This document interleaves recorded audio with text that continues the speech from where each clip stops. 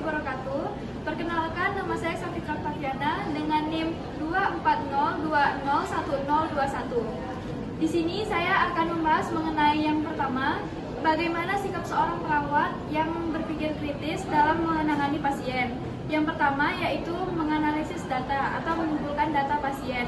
Kita bisa melakukan wawancara atau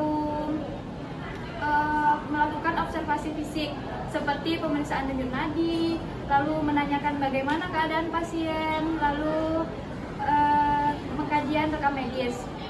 Yang kedua, menganalisis masalah. Dari data yang kita dapat tadi, kita dapat menganalisis masalah apa saja yang diderita pasien. Yang ketiga, penetapan prioritas. Di sini dapat kita contohkan seperti semisal pasien kita mengalami dua penyakit atau mengalami penyakit komplikasi. Seperti yang pertama GERD, yang kedua sesak nafas. Maka yang harus kita tangani terlebih dahulu adalah sesak nafas.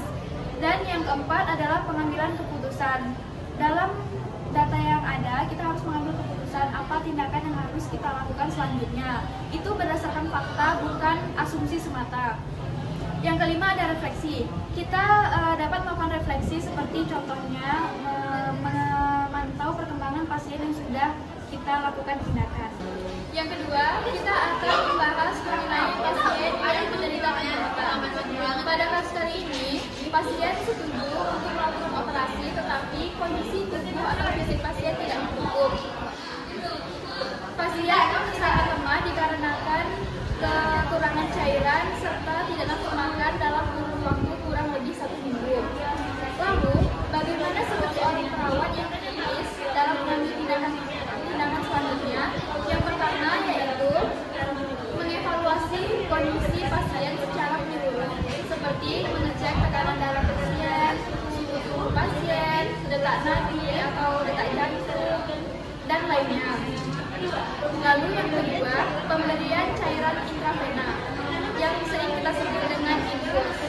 Yang ketiga, pemberian nutrisi yang cukup yang telah disetujui oleh ahli gizi dan dokter.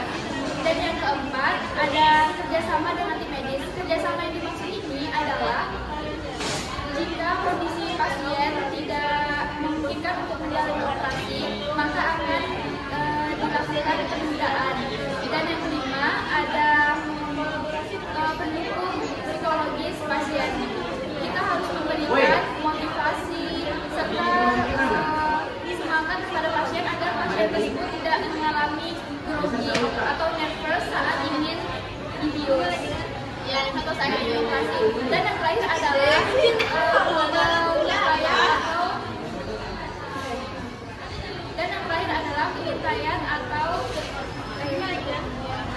terakhir adalah pemantauan pasien. Kita harus memantau pasien secara berkala untuk mengetahui bagaimana perkembangan pasien dalam menjelang operasi.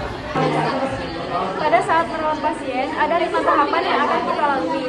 Yang pertama yaitu melakukan kajian. Yang kedua, menentukan diagnosa atau penyakit yang dialami oleh pasien. Yang ketiga, menyusun intervensi. Yang keempat, melakukan implementasi keperawatan.